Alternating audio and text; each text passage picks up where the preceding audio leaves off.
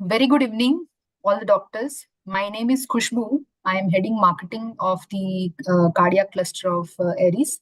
On behalf of Aries Life Sciences, I would like to welcome all the delegates to today's session of Crevast Academy. As all of you are aware, at Aries, we believe in ethos of power of empathy, truth of science. So as a company, we carry out various patient care initiatives with a purpose of improving clinical outcomes.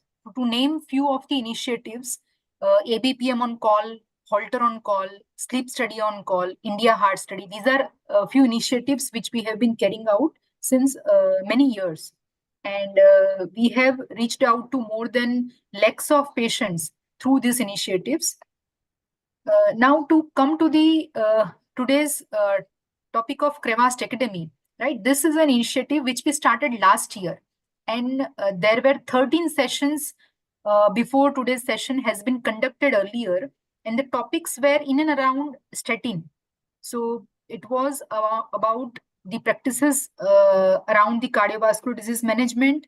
How do we improve the use of statin, right? You can look at the topic. It is in and around statin, and how do we implement the clinical aspects of statin management or cardiovascular disease management. That is what is covered in the earlier sessions. Now coming to the today's topic. Today's session is session number 14, and the topic which we have chosen for Crevast Academy is to step up your diabetes management by starting with statin. That is a topic for today.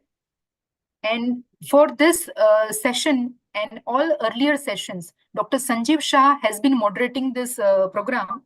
And most of you are knowing him. Most of you would have attended the earlier Crevast Academy. Still, I'll have a brief introduction about Dr. Sanjeev Shah.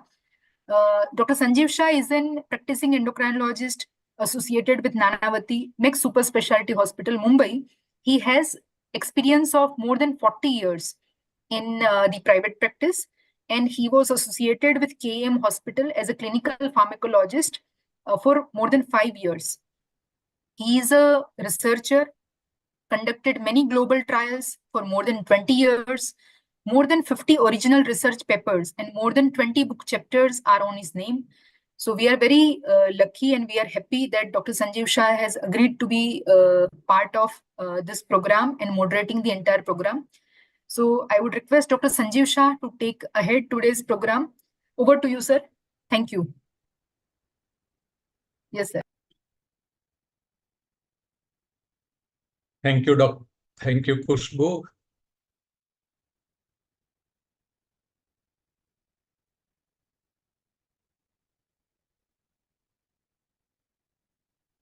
Khushbu, my slide is visible and yes, the voice is audible. Yes, sir, clear.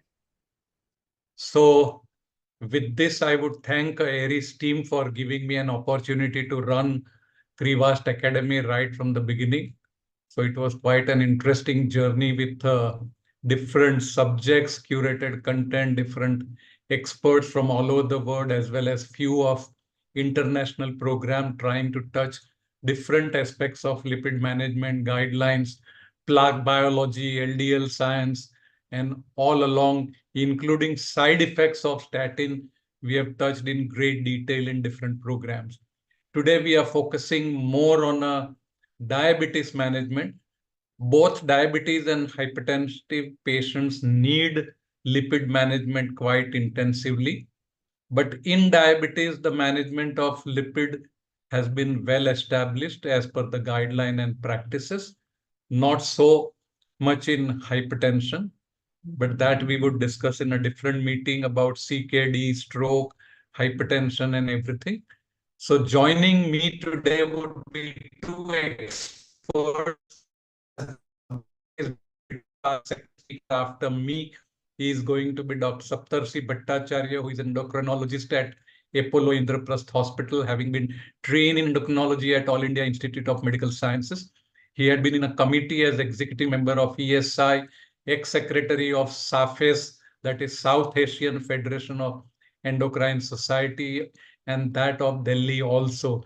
Had been an ex-president of Society for Promoting and Education in the subject and in the field, having more than 90 publications in national and international journals.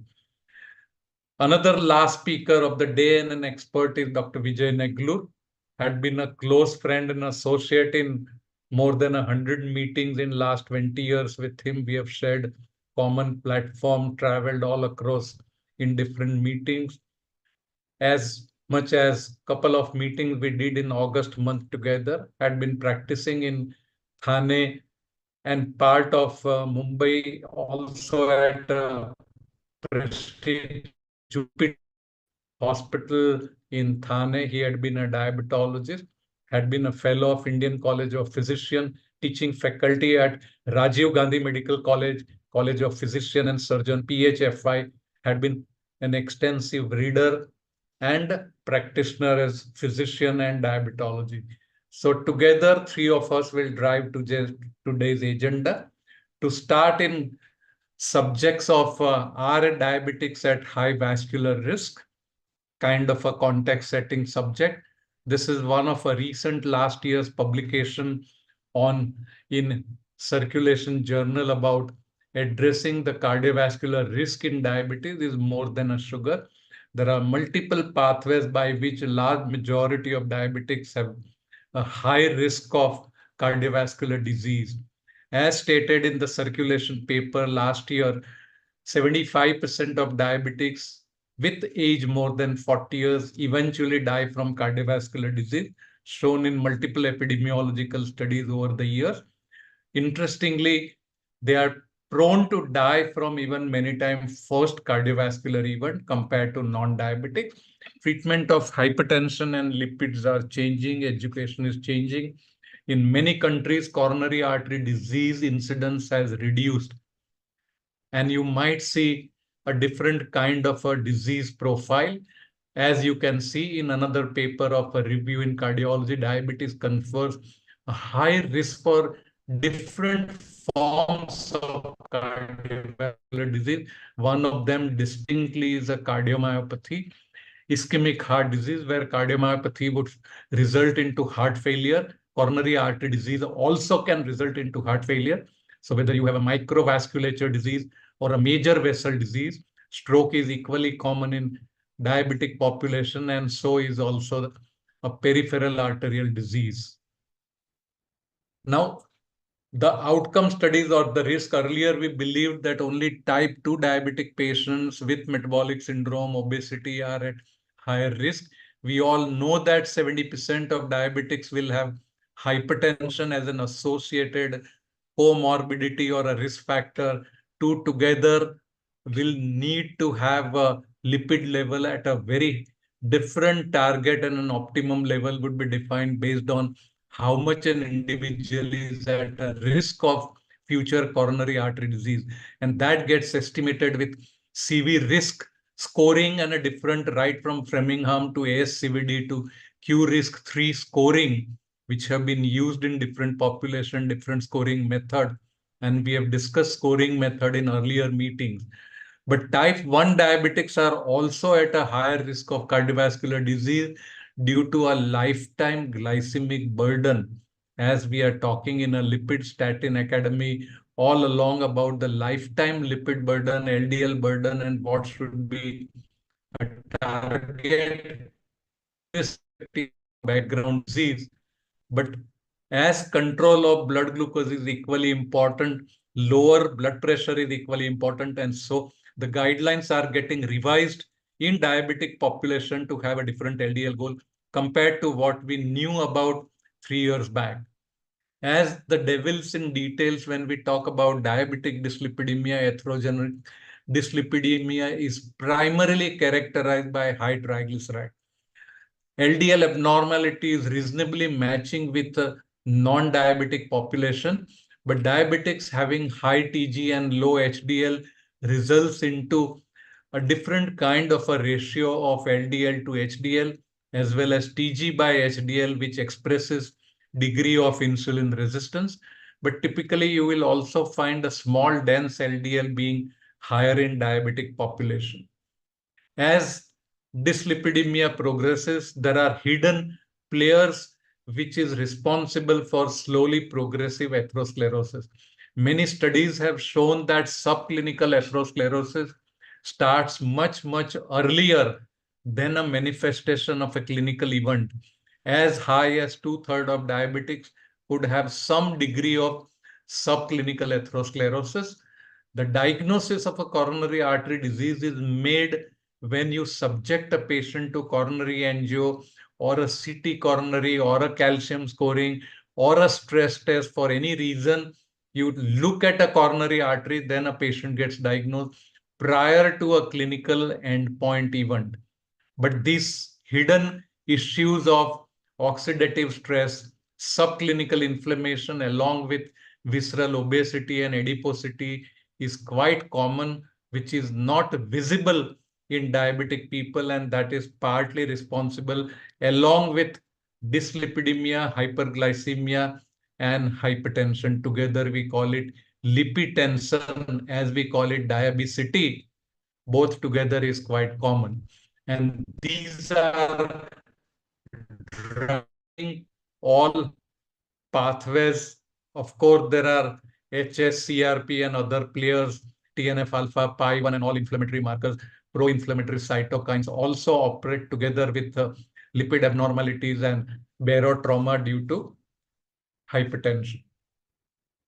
Now, it is not only a macrovascular disease or an angiopathy, but in diabetic people, you will also find a microvasculature having an abnormality and a progress in a different organs of kidney, retina, and lower limbs, as well as neuropathy has partly a microvascular disease.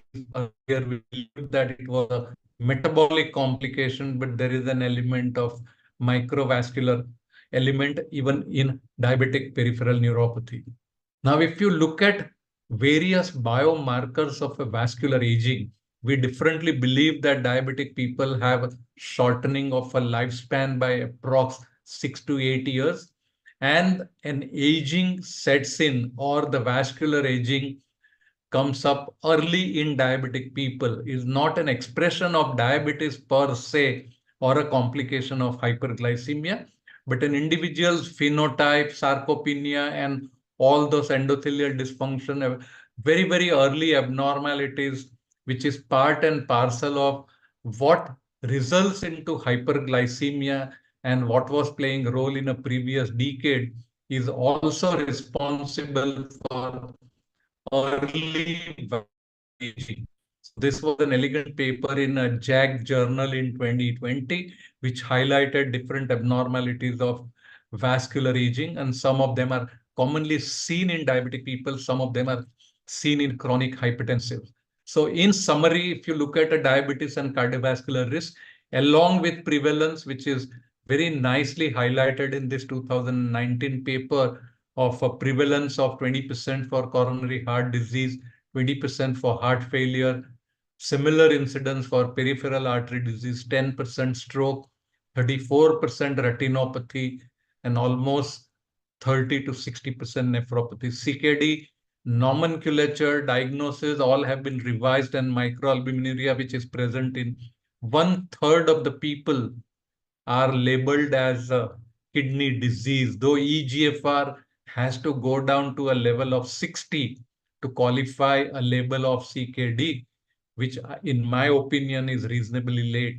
A patient has progressed from 80 to 60, then would rapidly progress below 60. But we can't call him a CKD when EGFR is 70. With this, a final word on age-old belief that diabetes is considered CHD risk equivalent based on the future risk of morbidity and mortality and cardiovascular event.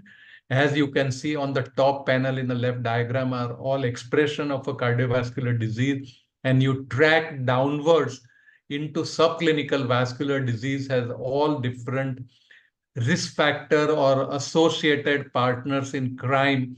What you see, dyslipidemia, hypertension, inflammation with diabetes, and adiposopathy, all in a background of those who have environmental issues, as in the MISA paper, poor dietary habits, physical inactivity, wrong lifestyle, sleeping less than 7 hours, not to speak about a smoking or a tobacco. So if diabetics are with that kind of a lifestyle are at still higher risk than other relatively healthy diabetic people. This was an elegant design studies which took a different turn in terms of subsequent follow-up. As you can see, an 18 years follow-up design in not a very, very large number running in something like 20 and 50,000 people, but even 6,800 people have been followed up reasonably extensively. Surprising part was the MISA study resulted into 2,300 publications out of it, which looked at primarily the risk marker. They have a new risk scoring, different imaging, but I will show you only one slide on MISA, which looked at and highlighted an importance of coronary artery calcium scoring. You can see in a black line a score of 100 versus a score higher than 100, taking an average of 200, 100 on either side between 100 to 300 in a red line, and a more than 300. So a calcium score of 300 in a different paper was counted as good as a CHD risk equivalent. And the patient with 300 score will qualify for a secondary prevention and not primary prevention. So the usefulness of coronary arteries calcium score is very high, and we would discuss with two experts after they finish the talk. With this, I would end my talk and will continue the story further, and I would invite Dr. Bhattacharya, whom I introduced earlier. At this point, I would stop sharing the slide. I would welcome Dr. Saptarshi to share the screen. Over to you, Dr. Bhattacharya. Thank you, Dr. Sanjeev, for setting the context, and also thanks to Eris for giving me this opportunity to connect with all of you. And Dr. Sanjeev has already set the stage for today's discussion, and specifically my discussion about how we protect the vasculature in diabetes. So we all know, so this is a common problem, so nobody needs to be told again and again that it's the major cause, major killer in diabetes is cardiovascular disease. So 60 to 70% of deaths in diabetes will be from cardiovascular disease. So this is how this is a basic of the division of cardiovascular disease. So since we are specifically looking into protecting the vasculature, so we'll be talking more about the ASCVD part of it, and primarily it will be either coronary artery disease or stroke, which will be cerebrovascular disease, even peripheral vascular disease, even problems with vasculature can cause renal artery stenosis, and they can cause even intestinal ischemia, can affect each and every vasculature. And we usually tend to talk about macrovasculature mostly in this situation, but we can even talk about microvasculature also, which is linked to the microvascular complications of diabetes mellitus.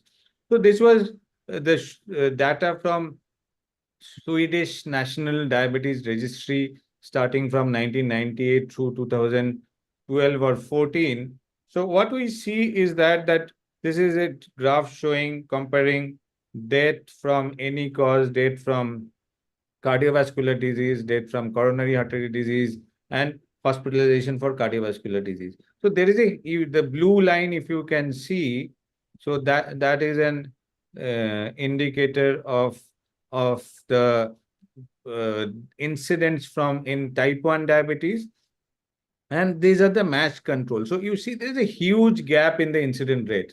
So the good thing is that with advancement in size, this gap is getting bridged. So the red line is partly going down. So we know that our overall survival rate has increased over time.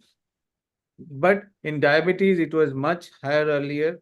It's coming down, but still there is a huge gap between the blue line and the red line. So that means that there is a huge scope for improvement. So if we are able to bridge that gap, then we can actually bring down the mortality rate, death from any cause, death from cardiovascular cause, death from hospitalization from cardiovascular disease, we see there is a positive trend. So the red line is also improving. So our overall mortality rates the survival rates are improving. But the diabetes incident rates were much higher in 1998, 1999. So that was at a time when we did not have that much, that profound use of statins. One dramatic improvement obviously has been the use of statins. And obviously, we have a better understanding of the disease pathophysiology. So things have improved. So apart from statins, we are having newer agents, so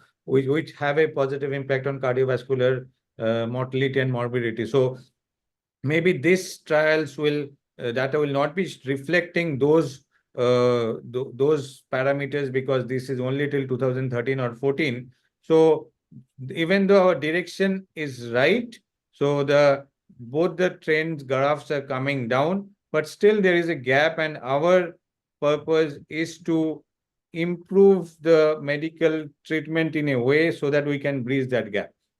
So if we are looking about uh, diabetes, risk factors for atherosclerotic cardiovascular disease in general, and which will obviously playing a major role, as Dr. Sanjeev said, that age, gender, genetic factors, ethnicity. So South Asian or Indian population is a population for partly for genetic reasons, partly for environmental reasons. They are predisposed to atherosclerotic cardiovascular disease much before their Caucasian counterparts. So this is something which is really important in our situation. And there are some modifiable risk factors. And if you look into diabetes specifically, so there are actually risk enhancers in diabetes, in individuals with diabetes.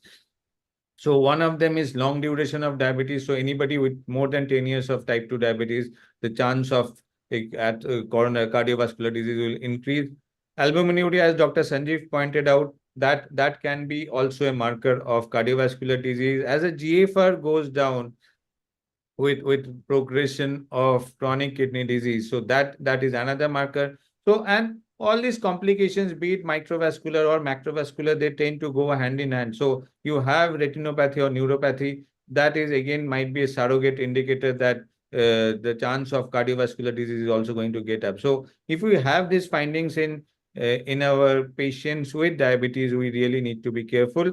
And if you are looking to protect the vasculature, it's a comprehensive way you need to deal with it. Obviously, lifestyle modification and diabetes education remains the base of all management. So we cannot, whatever happens, so you might be taking the best of medicines, but if lifestyle modification is inadequate, so the results will always be suboptimal. So that is the base for all the pillars, which can be glycemic management, which can be blood pressure management, which can be lipid management. And we have these newer agents with cardiovascular and kidney benefits. So we are also pushing them much earlier into diabetes management as per current guidelines and evidence. But again, all of this will only work if lifestyle modification is, and the patient is reinforced, and the patient is actually motivated to do it. The lipid management part, we already have a dedicated section later on. So I will be focusing partly on the other aspects, because because we have a dedicated section on statins. And even though I won't be dwelling on statins that much, that is a very, very important pillar of diabetes management. So this was what the ACC/AHA 2019 update on primary cardiovascular prevention in diabetes suggested, that you can divide it into A, B, C, D, E. A is assess risk, use aspirin when required. B, blood pressure control, a very important part. Cholesterol, will have a detailed discussion on that. Cigarettes, we that is obviously a major contributor to cardiovascular disease risk. Diet and weight lifestyle will always remain the base of all management. Diabetes control with the appropriate agent, like newer agents like SGLT2 inhibitor and GLP-1 receptor agonist. So they will have a definite role. And E, lastly, exercise is again a part of the lifestyle modification, remains a very, very important aspect. So if we briefly go into the evidence related to it, so maybe around 10-15 years back, if we are talking about aspirin, so almost all patients who are having diabetes were on aspirin. So if we now look into the current evidence, we have trials like Aspri and which have studied the role of aspirin in diabetes management and CV protection. So if somebody has a pre-existing cardiovascular disease, there is no question aspirin is needed. But the primary prevention or related to aspirin is really getting has what the recent evidence is telling is that it's of borderline benefit. So what was seen in this ASCENT trial, which is a dedicated trial to understand the benefit of aspirin in for primary prevention, not for secondary prevention. So again, so these people don't have pre-existing cardiovascular disease. So we are giving aspirin to prevent cardiovascular disease. So it was seen that whatever protection was achieved by giving aspirin, so that more or less got nullified because of the increased bleeding risk. So that is, the absolute benefits were largely counterbalanced by the bleeding hazard. So now even the ADA has said you really need to understand the CV risk. You need to have a comprehensive discussion with the patient and then maybe decide about using aspirin. So the routine, so we have actually shifted slightly from the routine use of aspirin for all our patients with diabetes to a slightly more restricted. Mind you, again, it's for primary prevention. Anybody with pre-existing cardiovascular disease will require aspirin. This is a recent ACVD prevention guide, ADA 2024 recommendation. So for secondary prevention, there is no confusion. Primary, so if there is aspirin allergy, clopidogrel should be used. If there is a primary coronary event like an acute coronary syndrome, some revascularization, ischemic stroke, there is a role for dual agent. But how long you will continue the dual agent, again, that is a subject of controversy. The risk and benefit has to be balanced. And even there is some role of rivaroxaban also for individuals with stable coronary or peripheral artery disease and specifically with low bleeding risk. So we need to really be careful about the bleeding risk. We often have patients in an emergency who comes up with an intracranial hemorrhage. That's not very uncommon. So we really need to be sure that if we are adding an additional blood thinning agent or an antiplatelet agent, so whether that person is the right candidate for it. So now from A, we move on to B. So blood pressure, another very, very important aspect. So even some trials say that if you are looking into blood pressure control, statins and glycemic control, controlling blood pressure will give you the maximum purchase, maximum return on your investment. So this is something often ignored. We really need to know how we deal with blood pressure in diabetes, a very important part of protecting vasculature. So as far as blood pressure is concerned, we had actually two very contrasting trials. The one is the ACCORD blood pressure trial, which was specifically included individuals with diabetes, and it did not show any difference in the intensive arm versus the control arm. So the target systolic blood pressure was 120 in the intensive arm. The standard BP control arm had a blood pressure target of 140. So there was no difference in the ACCORD BP trial. So this was a trial which said that, okay, the current target of 140 by 90 is or at least 140 systolic. That's what they studied is maybe the appropriate target. On the other hand, we had a trial called SPRINT, which you all know, but these were patients who did not have diabetes. So SPRINT specifically excluded patients with diabetes, and it showed benefit in the intensive arm. So these are two contrasting trials. So ACCORD is telling going for intensive blood pressure control is not going to be beneficial. The SPRINT trial is telling is going to be beneficial. So what we stand? So if you have a closer look about the blood pressure aspects in these two trials, so what you see is that younger population, overall the ACCORD population was younger. And in overall ACCORD, so even though this trial might have gone into disfavor, but and the intensive arm, glycemic arm, we all know showed a higher mortality than the standard glycemic arm. So this was a trial which was unique in one aspect. The event rates in all the arms were very low. So even though the intensive arm had more, but overall event rates, if you look into the trial, was very low. So if you have an overall low event rates, it becomes difficult to show the difference in the difference in outcomes in other aspects of the trial. So glycemic control was one arm of the ACCORD trial. BP control was the other arm. The lipid control, or specifically triglyceride control, was the other arm. So, most of them did not show any benefit. So it was a multifactorial trial with multiple arms. So interestingly, what ACCORD trial on a secondary sub-analysis showed, we all know that the intensive glycemic arm of ACCORD got prematurely terminated because there are more mortality. So when after the discontinuation of the intensive glycemic arm, if you look into the BP data of standard glycemic arm post discontinuation of intensive glycemic arm, there was actually a benefit.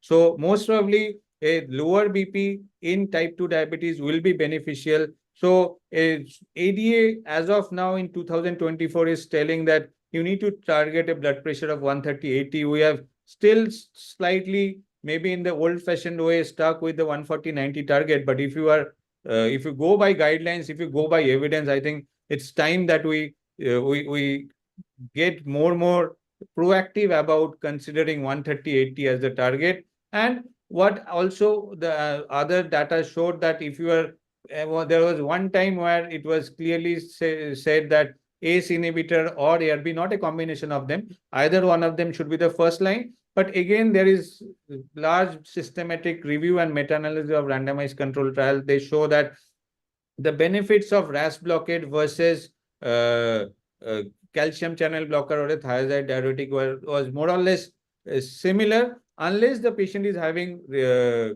microalbuminuria, kidney, CKD, or cardiovascular disease. In all these conditions, obviously, you need to give RAS blockade as the first agent. If these are not there, which is not the usual case, so most of these patients with diabetes will have something or the other. So in that case, maybe a calcium channel blocker or a thiazide diuretic is equally okay. But any of these complications, we need to use RAS blockade over others. In absence of them, thiazide or CCBs are equally okay. So another very important aspect is that if you are stuck with your BP control, so you need to add a mineralocorticoid receptor antagonist. So if resistant, but be careful about hyperkalemia. But again, BP control, you really need to look into the, if you are stuck with 3 or more medication like spironolactone, and we have newer agents like finerenone, the non-steroidal ones. So they should be considered as treatment for hypertension if the hypertension is resistant. So this is another gray area. So I partly will touch on the C part of, so statin will be discussing. So hypertriglyceridemia, it's a gray area. So people feel that why should not you be targeting triglyceride levels? So fibrates as of now did not show much of benefit. So we have multiple RCTs. So if you are looking for cardiovascular protection by adding fibrates, as of now the results are neutral. But if you look into microvascular complication, there are benefits. But if you look into macrovascular complications, fibrates at a triglyceride level of 250, 300 have not shown benefit. This is one agent, icosapent ethyl, reduce it trial, did show some benefit in terms of CV protection. So if you are actually looking into CV risk reduction for somebody who is having a triglyceride between 150 to 500, so maybe this is the molecule in the right dose. So this can prevent cardiovascular disease risk. So another way to protect the vasculature. We now move. So we covered A, B, C in the form of cholesterol and triglycerides. Statin I have deliberately left out. Diabetes, obviously, we know that it requires the D part. It requires a multi-pronged approach. And as I said, that if you are targeting blood pressure lowering, you get the maximum purchase. So obviously, everything is important, but this is steno trial data. So it showed that you need to have a multi-pronged approach to prevent complications. We all know that in patients who are having slightly advanced diabetes, already pre-existing cardiovascular disease, or having very high risk, So they do not, the very intensive glycemic control do not help them much. In fact, ACCORD showed increased mortality. On the other hand, we have trials from UK-PDS where we initially, even though there was not much of benefit with CV protection, even the microvascular protection was very, very strong at the end of UK-PDS trial. But when these patients were further followed up, even after discontinuation in the difference in HbA1c, so there was a difference in the in terms of incidence of myocardial infarction, which came up after 15, 20 years of 10, 15, 20 years after stopping the trial. So what this trial shows is that you might not be getting if you are trying to protect the vasculature in an advanced stage, you might not be that successful. But if you are trying to intensively control blood glucose starting from the beginning, even if you lose the difference in the glycemic arms after 10, 15, 20 years, still there is a benefit. So this is called the legacy effect, a very, very important aspect. We obviously have data from empagliflozin. We all know this is a cardioprotective agent. We know the GLP-1 analogs have multiple benefits. So we covered A, B, C, D. We know that intensive glycemic control early on in diabetes is helpful.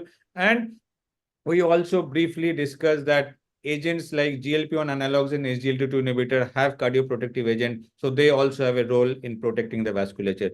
Lastly, to summarize what we discussed today, so obviously the E part we have left out, but again remains a very important part of lifestyle change. BP control, the target as per current evidence should be 130 by 80, and you can try either ACE or ARB or CCB or thiazide. Most people will require a combination, but do not combine an ACE or ARB. Statin, will be having a detailed discussion how it plays a very important role in diabetes management. Glycemic control, early intensive glycemic control is important. Consider SGLT2 inhibitor and GLP-1 receptor agonist, irrespective of glycemic status. Somebody is having increased ASCVD, increased risk of heart failure, you need to bring in GLP-1 receptor agonist and SGLT2 inhibitor, even if there is glycemic control. If you are using insulin or sulfonylurea, maybe you decrease the dose, but still these agents should be brought in. Aspirin, secondary prevention, no confusion. Primary prevention, risk and benefit has to be balanced. The bleeding risk really needs to be looked into, and you need to individualize treatment, have a holistic approach, and be patient-centered whenever you are trying to manage diabetes and protect the vasculature. Thank you for your patient listening. I now hand it over back to Dr. Sanjeev.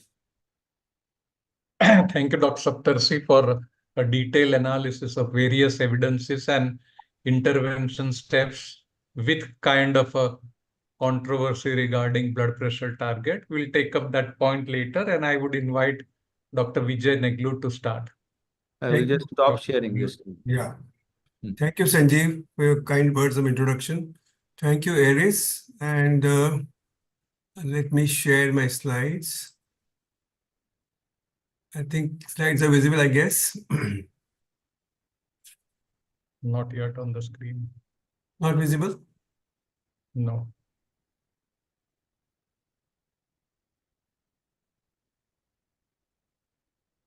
Let me share once again.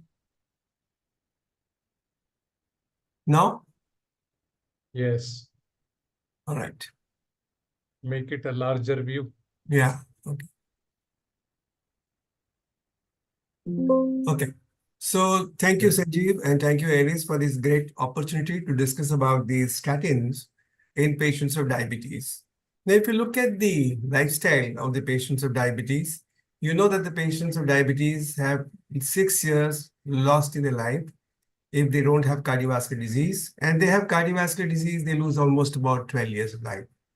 If you get back, step back and see the history of longevity, in 1947, the longevity was just 45 years of age. Now we see in 2024, it's almost 67, 68 years is the longevity of survival. Now, what has contributed for longevity survival? One, of course, is the good antibiotic treatment, good hygiene, vaccinations, and most important is the discovery of small molecules. What are these small molecules?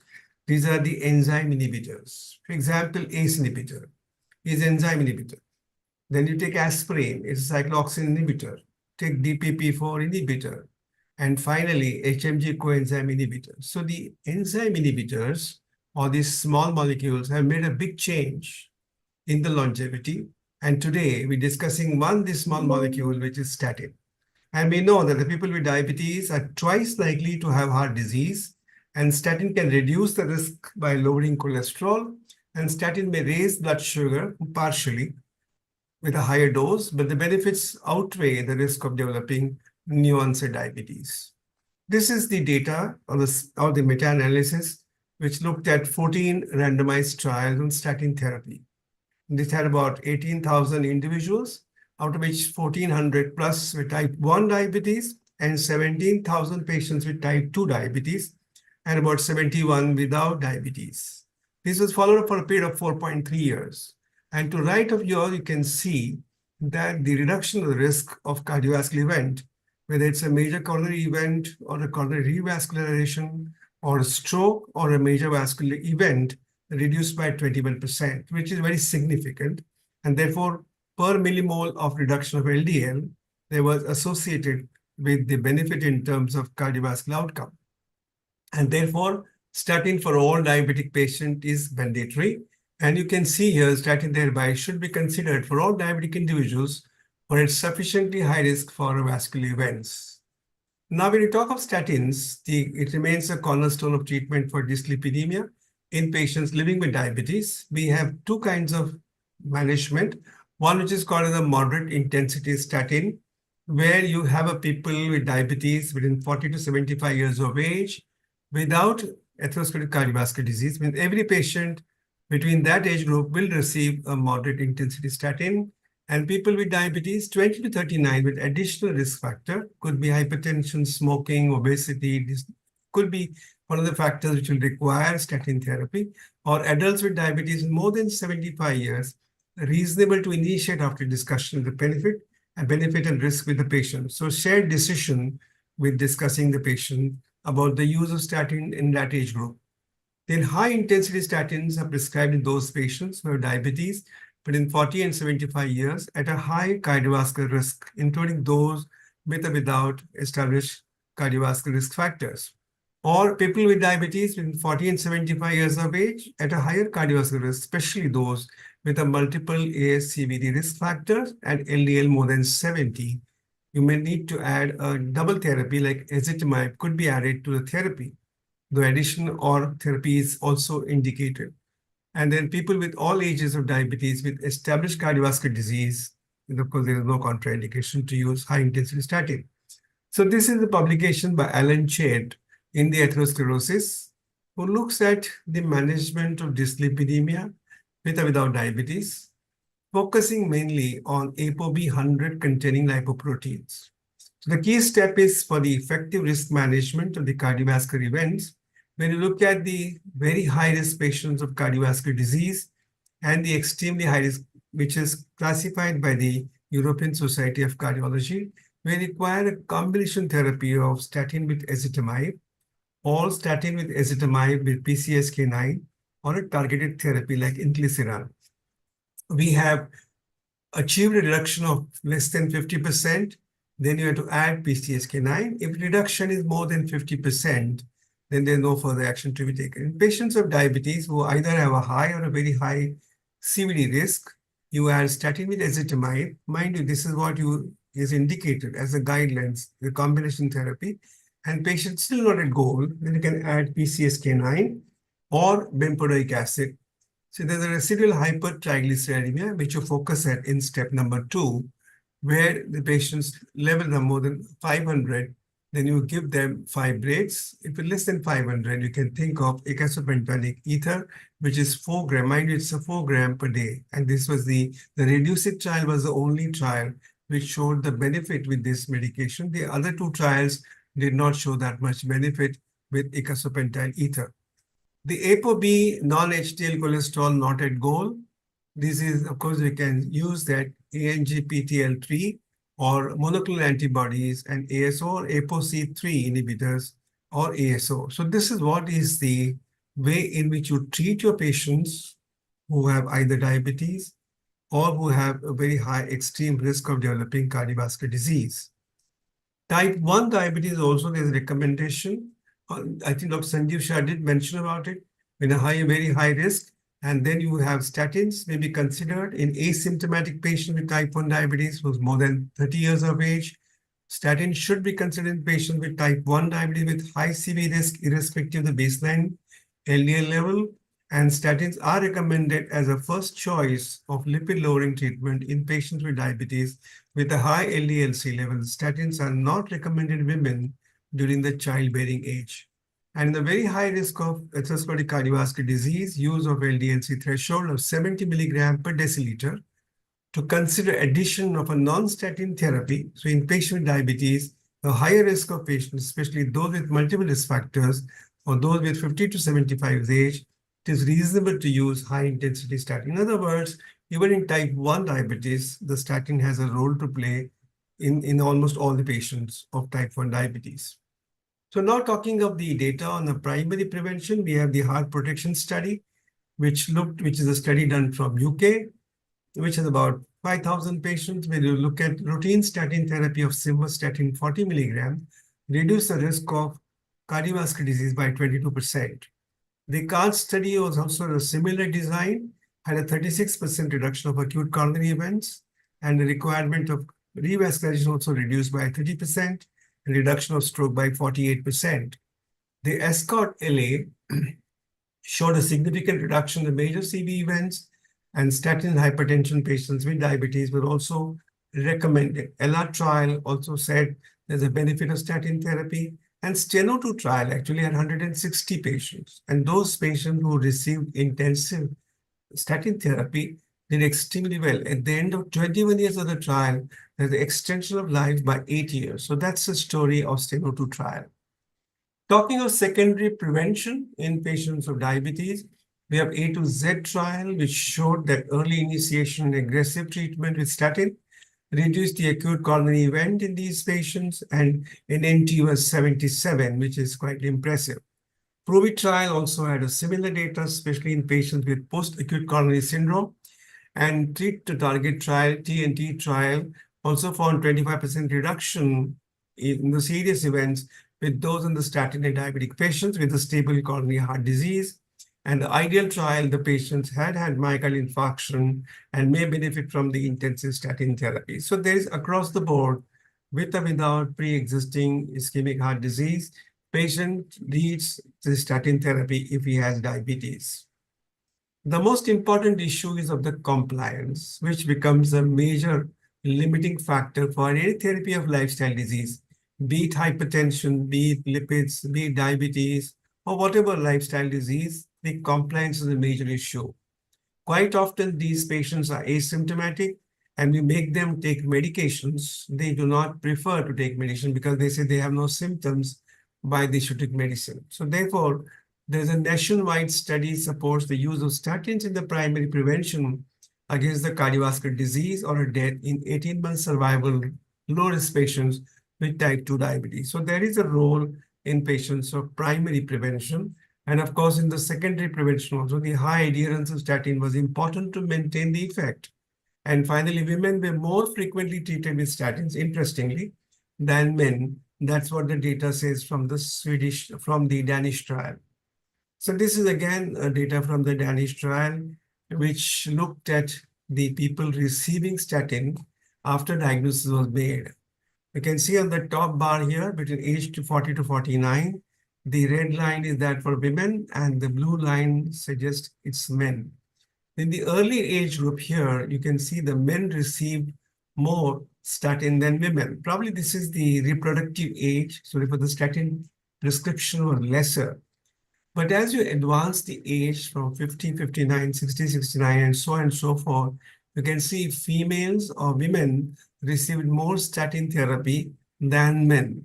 This is what is the observation done in this. This is observation study, and which looked at this particular possibility of treatment with statin in the different gender and different age group. Overall, 45% of the patient did receive statin therapy. This is the first 6 months of the diagnosis of diabetes, and roughly about 45% of the patient received treatment. suggesting that 55% of the patient did not receive statin therapy, though they were eligible for a statin therapy. That's the important issue, that the awareness of the need of the statins in diabetic patient is largely missing, both in the primary care providers and even sometimes the consultant also do not sometimes prescribe statins as well needed. Now, this is the standardized 5-year risk difference of the composite of the myocardial infarction, ischemic stroke, or all-cause death. And it looked at both men and women. And as you see, appreciate here, the proportional days covered, that means 60 to 80% of the days are covered by patient taking statin. And mind you, this is data only of 6-month study. And you can see here the larger number of time the patient takes the medication, obviously the patient gets that much of cardiovascular benefit. And as the number of the days our patient takes lesser days, the benefit of cardiovascular disease is less. But if you compare both men and women, the difference is hardly any, because most of these times the continuation of the therapy beyond 150 days sometimes is missing. Most often these patients stop the medication on their own because of lack of education. They feel it is not necessary. So large number of patients do stop medication on their own. So the adherence of therapy is a very important aspect of the study in lipid disease, and one has to pay extra attention to see that the patient takes medication regularly. This is what I was talking about steno trial earlier. It has just 160 patients. It's one of the oldest trial which continued for 21 years. And we look at the conventional group in these patients and intensive group in this patient. You can see here that the 85 events occurred in 85 events in 45% of the patient, that is, and 33 events, that is 23% in intensive therapy. So that means that the intensive arm definitely had a lesser events compared to the conventional arm. We look at death from cardiovascular disease, non-fatal MI, CABG, PCI, all kinds of things that you see events-wise. The intensive therapy definitely had a lesser event compared to conventional therapy. And even the secondary endpoints, for example, the nephropathy, retinopathy, and neuropathy, all these are microvascular complications driven by hyperglycemia, were definitely less in patients who were intensive therapy compared to the standard therapy. And if we look at the percentage of patients in each group who reached the intensive therapy with the goal at mean age of 7.8, this is the trial period of 7.8 years, it was continued for a period of 21 years. And what you'll appreciate, those patients who took intensive therapy, even after the trial was over at the end of 8 years, they lived extra 8 years, even 21 years after the trial, having impact of like legacy effect, which the previous speaker was talking about. And therefore, the LDL cholesterol is a major risk factor for the cardiovascular complications in diabetic patients. And therefore, lipid-lowering therapy accounted for more than 70% of the cardiovascular disease reduction that you see in this particular trial. So there were use of the statin in the both groups. The difference was the intensive and the conventional one. 85% of the patient assigned to the intensive therapy and 22% were the conventional therapy. And the result of the mean LDL reduction was 83 in the intensive versus 126 LDL in the conventional therapy. So that difference in the reduction of LDL made the change in the outcome of extension of something about 8 years and then of 21 years of the study, which is very impressive. Though the number of the patients was small, but the way the study was done is very impressive, suggesting that not only multifactorial treatment, but the statins take a bigger chunk of benefit in these patients, so far the outcome is concerned. This is the legacy effect of the statin in the HOPE-3 trial, where you had the main study, which looked up to 5.6 years. And in these patients who took rosuvastatin here versus placebo, you can see there's a 24% reduction in the events. The study was carried on further for next 3 years, passive follow-up for next 3 years. You can see here at the end of these 3 years, the rosuvastatin arm had a further reduction of 20% of the cardiovascular event. So long-term benefits of the legacy effect in the HOPE-3 study of the statin therapy was very impressive. And the benefits of treatment continue to rise at least several years after the treatment was discontinued. That does not mean that you should discontinue therapy. The patient needs to continue therapy. It only tells us mechanistically that there is a legacy effect even in the statin therapy as well. So the heart protection study that I mentioned at 20,000 patients, finally it was 4,000 just studied, and the 10,000 in each arm, the intensive arm, the atorvastatin arm and the simvastatin arm. So this was how it was used. Simvastatin was used in this particular study, followed up for a period of 5 years. This is an English study. And what you look at the end of the study is that simvastatin, when used 40 milligram per day in the heart protection study, mind you, these patients had increased ischemic risk factors, or they had diabetes, or they also had some kinds of ischemic events like TIA or a mind stroke. And what you see here, that they have reduction in mortality by 12%, reduction in the vascular mortality by 17%, coronary heart disease reduced by 24%, and stroke reduced by 27%. So the substantial reduction in the rates of the major cardiovascular events in the high-risk individuals, irrespective of their initial cholesterol concentration, because the inclusion criteria was very, very, very vast. Means anybody who has the cholesterol level of more than 150 were included in the study. So all inclusive was seen in the heart protection trial. And these benefits of statin are additional to those other treatments such as aspirin, the beta blockers, the ACE inhibitors, and of course the antihypertensive therapy. So that's why use of statin therapy in a diabetic patient reaps a benefit in terms of cardiovascular protection. With that, I conclude my talk. Thank you very much. And I stop sharing the slide. Hand over back to Dr. Sanjeev Shah for further moderation of the event. So Dr. Saptarshi, kindly unmute yourself also. Both of you remain unmute. We'll quickly take up 4 important points. Dr. Saptarshi, Dr. Neglur has highlighted about a steno study. Right. It had been a Danish small number, multiple publication. What do you think compared to current targets, what we have got versus 20 years back, the targets were different, not so much intensive. The drugs were different initiated. Still, they got a good result. So is it the long period legacy and sustained therapy, which is possible in Denmark, may not be in India? So rather than a target, the duration, probably talking about the cumulative load of each ABCD, what you highlighted, your takeoff from steno. So again, so maybe if we go a little bit beyond that, before steno study, you look into UKPDS. So they were using chlorpropamide, glibenclamide, NPH, regular insulin, and still they got benefit. So this is something obviously. So maybe what we need to understand that most of the risks are linear, and if we are able to achieve a particular target without causing side effects, so that is how it should be. So maybe if you are, for most studies with statin, if you see, you go down to 20, 30, 10, it doesn't matter. So it's if you are, the dose of statin will be like it will. If higher the dose of statin, more is the protection. So we are moving to like low dose statin hardly has any role in diabetes. It has to be moderate intensity or high dose statin, depending on the number of risk factors. So this is something which we really need to look into. So all things combined together. So glycemic control, blood pressure control, statin is something obviously we can escalate without much risk. BP control, we know that if we try to escalate too much, low BP will have, it's a U-shaped curve.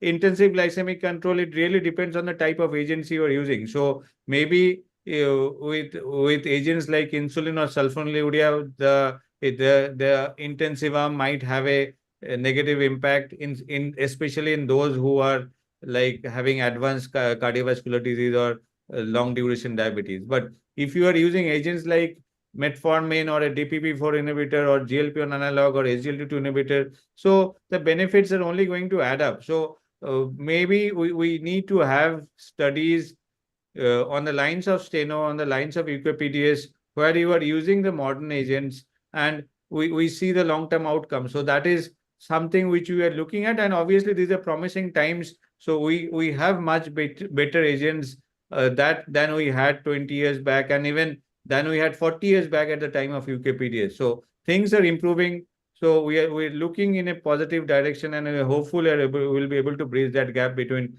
diabetes and the controls. Sanjeev, Dr. Vijay. can I talk about it? Can I mention? Yes. Yeah, thank you. See, when you compare the data today, the present way of conducting trials compared to what used to be in the earlier. For example, UKPDS focused only on the glycemic control, and they could not get the benefit of macrovascular disease. And then therefore they continued the trial, not continued trial, but they kept on following these patients. And the way these patients are followed was not very, very systematic. They used to make a phone call or just come once in 6 months. And they would make a phone call and ask them, how are you? What is the sugar? What is the A1C? And that's how the study was done. So there are a lot of flaws in that study. So therefore the entire legacy effect of that part is very, very wishy-washy. If we look at the Steno trial, of course, they did have a multifactorial approach in treating hypertension. They treated microalbuminuria, they used statins, everything they used, this besides, of course, glycemic control. So they had a multi-pronged approach, and the number of studies, number of patients very small, it was not well powered. So we can't really conclude on that. But if we look at the EMPIRIC trial, which showed the benefit in few months, and therefore they even without having good glycemic control. And therefore, we have days, for example, 25 days, the patient has the benefit of heart failure. At the end of 3 months, you get the benefit of cardiovascular disease. So therefore, these patients got the benefit much earlier, much quicker, even without glycemic control. Therefore, the molecules are different. And the methodology of study is also different. So you can't compare these studies with the previous studies. But Vijay, the baseline risk of a people whom you are studying in probably Steno could be different from EMPA-REG, and maybe UKPDS started with a newly diagnosed patient. Yes. How the disease evolves in different people when it is larger number, more difficult to predict. Yeah, even despite of that, when we have minimum duration of diabetes about 10 years in EMPA-REG, also got the benefit in the end of few years. So 3 years, the study was stopped early because of the benefit. So I think it's a molecule which has made a change rather than the methodology of doing the study. So Vijay, in diabetes, we got a 2 cardioprotective agent, but when it comes to hypertension, and if you look at all the trials of hypertension, degree of control was more relevant than which drug you select. Correct. Do you agree with? So Level and Dr. Bhattacharya highlighted through multiple trials on hypertension, including comparing ACCORD versus SPRINT. What is your take on antihypertensive drug compliance versus a statin compliance? I think Based on literature, based on your experience, how yeah. do people prescribe, talk, and people behave in taking those medication, 1 or 2 pills a day for such a long period? Yeah, I think the compliance is a big issue, whether it's hypertension or diabetes. There's a lady called Jennifer Polonsky who did look at 1.5 lakhs of patients. She is a diabetes educator from Canada. And she found out that the compliance of drug therapy is very close to 10 to 12%. Means 80% of your patients do not take the medication, despite the fact that the drugs are available to them. It's free of charge. It was there in their stock, but still the patient did not take. So she went and inquired in details why the patients do not take the medication, despite the fact that they have all the drugs with them. So she found out 3 answers for that. Number 1 answer is that the patient felt that there's no shared discussion between the patient and the clinician as to why this drug is prescribed. Number 2, they didn't tell us what possible complication you expect when you give a drug. For example, if you give calcium channel blocker, you expect edema fee. So this was not discussed with the patient. And number 3, they did not discuss the cost of therapy. So these are the 3 important reasons why the compliance of these patients with any lifestyle disease is very poor. And that, of course, requires good education. The only country where the compliance is 98% is Sweden, where the compliance is very good. We don't know why, but it is the only country which has a very good compliance. So leave aside that topic. Probably we'll touch only 2 questions, one for Dr. Bhattacharya. when you described the prevention part and the targets, blood pressure and everything, there are diabetic people where they have either renal involvement, quite a large number, or they have a CV risk factor or some degree of reduced ejection fraction. And there is third population who have none of cardio or renal evidences or anything. So do you think that blood pressure target of 130 is necessary in group 1 and 2? And what should be target in group 3 in relation to the targets of hypertension? The drug could be any, whatever the physician select. There are too many of them. There are two beta blockers popular, two CCB popular, and two ARB popular today in addition to diuretic. So again, so at the time of Accord, we were sticking to the target of 140/90 versus for most of our patients with diabetes. Then Sprint came and it showed that 130/80 might be a better target.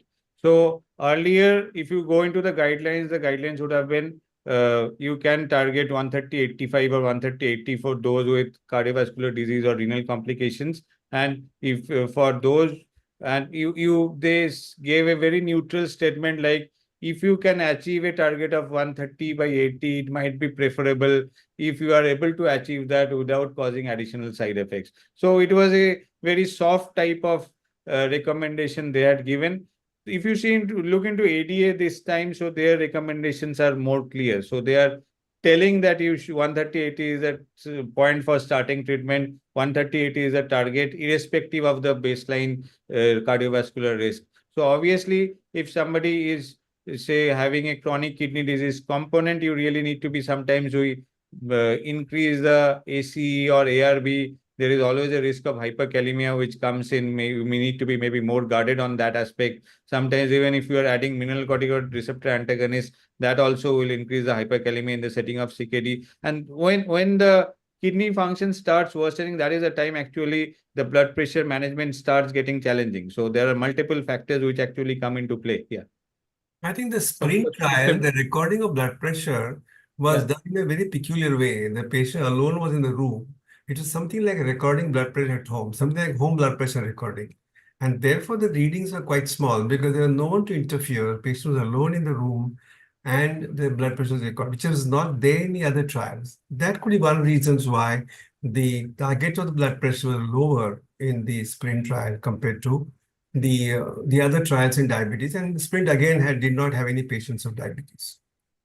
Saptarshi, similar question on lipid on which we have not spoken. Last month we had in a similar Krivast Academy Dr. Sani, JP Sani from Delhi, who was the first author in CSI lipid guideline, and Dr. Raman Puri is also from Delhi. Both have recommended significantly lower LDL target, and so is an ADA target also has been revised lower.